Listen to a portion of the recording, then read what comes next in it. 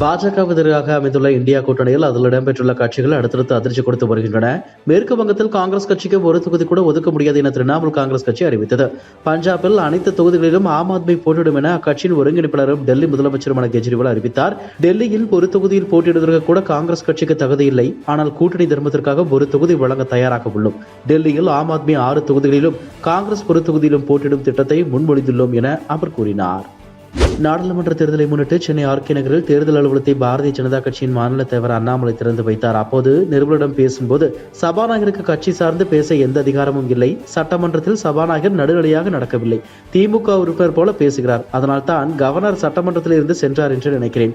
கவர்னருக்காக எழுதி கொடுக்கப்பட்ட உரையில் 10 பொய்களை நாங்களே கண்டுபிடித்தோம். பொய்களை எழுதி கொடுத்து அரசை பாராட்ட வேண்டும் என்று கூறினால் எப்படி பாராட்ட முடியும்? ஊழல் வழக்கில் கைது செய்யப்பட்ட செந்தில் பாலாஜியை இலாக்கா இல்லாத அமைச்சராக கடந்த 8 மாதமாக வைத்திருந்தார்கள். அமைச்சர் பதவியை செந்தில் பாலாஜி ராஜினாமா செய்திருப்பதை எங்களுக்கு கிடைத்த வெற்றியாகவே பார்க்கிறோம் என அவர் கூறினார். நாடாளுமன்ற தேர்தலில் கமல்ஹாசனின் மக்கள் நீதி மய்யம் கட்சிக்கு டார்ச் லைட் சின்னத்தை இந்திய தேர்தல் ஆணையம் ஒதுக்கியுள்ளது. இந்திய நாடாளுமன்றத்திற்கு இன்னும் சில மாதங்களில் தேர்தல் நடைபெறவுள்ளது. தமிழ்நாட்டை பொறுத்தவரையில் மொத்தம் 39 நாடாளுமன்ற தொகுதிகள் அமைந்துள்ளன. இங்குள்ள பல முக்கிய கட்சிகள் தேர்தல் பணிகளை முடக்கிவிட்டுள்ளன. திமுக தலைமையிலான கூட்டணியில் காங்கிரஸ், விடுதலை சிறுத்தைகள், மதிமுக, இந்திய கம்யூனிஸ்ட், மார்க்சிஸ்ட் கம்யூனிஸ்ட், மனிதநேய மக்கள் கட்சி போன்ற கட்சிகள் உள்ளன. திமுக கூட்டணியில் மக்கள் நீதி மய்யம் கட்சி இணைய வாய்ப்பிருப்பதாக கூறப்படுகிறது. திமுக கூட்டணியில் மக்கள் நீதி மய்யம் இணைந்தால் தனி சின்னத்தில் போட்டிடுமா அல்லது திமுக உதயசூரியன் சின்னத்தில் போட்டிடுமா என்ற கேள்வி எழுந்தது. இந்த நிலையில் வரும் நாடாளுமன்ற தேர்தலில் மக்கள் நீதி மய்யம் கட்சிக்கு டார்ச் லைட் சின்னத்தை ஒதுக்கியுள்ளது இந்திய தேர்தல் ஆணையம். கடந்த 2019 நாடாளுமன்ற தேர்தல் மற்றும் 2021 சட்டப்பேரவை தேர்தலில் அக்கட்சி டார்ச் லைட் சின்னத்தில் போட்டியிட்டது குறிப்பிடத்தக்கது. மத்திய அரசின் ஒரே நாடு ஒரே தேர்தலுக்கு எதிராக தமிழக சட்டப்பேரவையில் இன்று தீர்மானம் நிறைவேற்றப்பட உள்ளது. இந்த தீர்மானத்தை முதலமைச்சர் மு.க.ஸ்டாலின் கொண்டு வரவுள்ளார். இந்த ஆண்டுக்கான சட்டப்பேரவையின் முதல் கூட்டத்தொடர் கூடிய நிலையில் தமிழக அரசு தயாரித்த உரையை வாசிக்காமல் ஆளுநர் ஆர். ரவி புறக்கணித்ததால் சலசலப்பு ஏற்பட்டது. தமிழ்நாடு அரசின் உரையை படிக்காமல் புறக்கணித்திருந்தாலும் தொடர்ந்து அவையிலேயே அமர்ந்திருந்தார் ஆளுநர். அவர் புறக்கணித்த உரையை சபாநாயகர் அப்பாவு வாசித்த நிகழ்வு நடைபெற்றது. இந்த நிலையில் இன்று சட்டப்பேரவையில் முக்கிய தீர்மானம் நிறைவேற்றப்பட உள்ளது. அதன்படி மத்திய அரசின் ஒரே நாடு ஒரே தேர்தல் திட்டத்தை எதிர்த்து சட்டப்பேரவையில் தீர்மானம் நிறைவேற்றப்படுகிறது. இந்த திட்டத்தை நடைமுறைப்படுத்தக்கூடாது என வலியுறுத்தி சட்டப்பேரவையில் இன்று தனி தீர்மானத்தை முதலமைச்சர் மு.க.ஸ்டாலின் முன்மொழிய உள்ளார். தமிழ்நாடு சட்டசபையின் 2வது நாள் அமர்ப்பின் விவாதத்தின் போது எதிர்க்கட்சி துணைத் தலைவர் இருக்கை தொடர்பாக நடவடிக்கை எடுக்க வேண்டும் என முதலமைச்சர் மு.க.ஸ்டாலின் சபாநாயகருக்கு கோரிக்கை விடுத்துள்ளார்.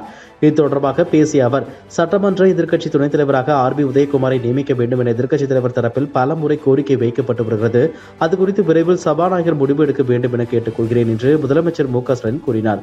இதற்கு பதிலளித்த சபாநாயகர், எதிர்க்கட்சி துணைத் தலைவர் விவகாரத்தில் நடவடிக்கை எடுக்கப்படும் என்று தெரிவித்தார். டெல்லியின் ஷாப்பூ எல்லை பகுதியில் முற்றுகை போராட்டத்தில் ஈடுபட முயன்ற விவசாயிகள் மீது கண்ணீர் புகை குண்டுகளை போலீசார் வீசியுள்ளனர். இதனால் அங்கிருந்த விவசாயிகள் தலை தெறிக்க ஓட்டம் பிடித்தனர். இதனால் அப்பகுதி போர்க்களம் போல காட்சியளிக்கிறது. இந்த நிலையில் ராகுல் காந்தி கூறியிருப்பதாவது, விவசாய சகோதரர்களே, சுவாமிநாதன் கமிஷன் பரிந்துரையின்படி ஒவ்வொரு விவசாயிகளுக்கு குறைந்தபட்ச ஆதரவு விலைக்கு சட்டப்பூர்வ உத்தரவாதம் அளிக்க காங்கிரஸ் முடிவு செய்துள்ளது. இந்த முடிவு 15 கோடி விவசாய குடும்பங்களை வளமாக்கும். நீதிக்கான காங்கிரசின் பாதையில் இதுதான் முதல் உத்தரவாதம் என்று பதிவிட்டுள்ளார்.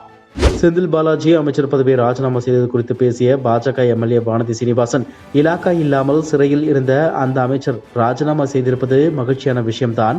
சட்டத்தின் மீது மரியாதை வைத்து இதை செய்தார்களா அல்லது ஜாமீன் வழக்கை விசாரித்து வரும் நீதிபதி கூறிய விஷயத்தால் அந்த அழுத்தத்தால் இந்த முடிவை எடுத்தார்களா என்பது தெரியவில்லை.